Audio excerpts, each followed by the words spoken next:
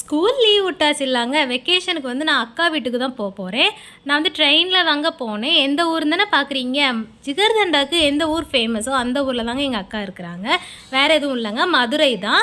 Railway ஸ்டேஷன்லேருந்து வீட்டுக்கு போகிற அந்த சின்ன கேப்பில் பாப்பாவுக்கு எல்லாத்துக்குமே பசி வர ஆரம்பிச்சிருச்சு. ஸோ மதுரைக்கு ஃபேமஸான ஜிகர்தண்டாவை மிஸ் பண்ணா எப்படின்னு சொல்லிட்டு உடனே ஜிகர்தண்டா ஐஸ்கிரீம் எல்லாமே சாப்பிட்டுட்டு வீட்டில் இருக்கிறவங்களுக்கு பார்சலுமே வாங்கிட்டு போயாச்சுங்க.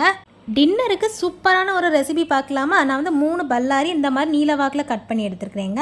ஒரு பெரிய சைஸ் தக்காளியை குட்டி குட்டியாக சாப் பண்ணி வச்சுருக்கிறேன். கொஞ்சமாக கருவேப்பிலை, அதுக்கப்புறமா ஒரு 5 பல் பூண்டு, சோம்பு 1 டேபிள் ஸ்பூனுங்க. கடாயில் கொஞ்சமாக எண்ணெய் ஊற்றி எண்ணெய் நல்லா காஞ்சது நம்மக்கிட்ட இருக்கிற சோம்பு அது கூட போட்டுக்கலாங்க.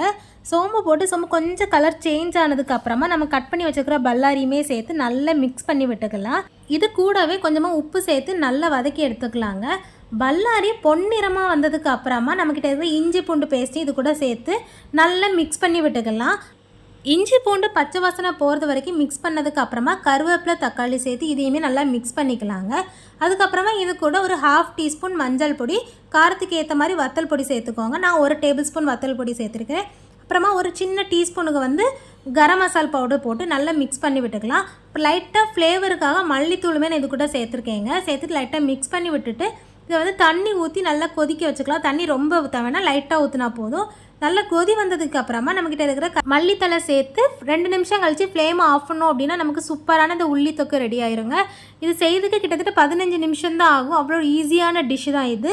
இது கூட ஆப்பம் வச்சு சாப்பிட்டா டேஸ்ட்டு சும்மா அல்டிமேட்டாக இருக்குது. நீங்கள் உங்கள் வீட்டில் இதை ட்ரை பண்ணி பார்த்துட்டு எப்படி இருக்குது அப்படின்றத கமெண்ட்டில் சொல்லிடுங்க. உங்களில் எத்தனை பேருக்கு ட்ரெயின் ஜேர்னி பிடிக்குன்றதையும் கமெண்ட்டில் மறக்காமல் சொல்லிடுங்க.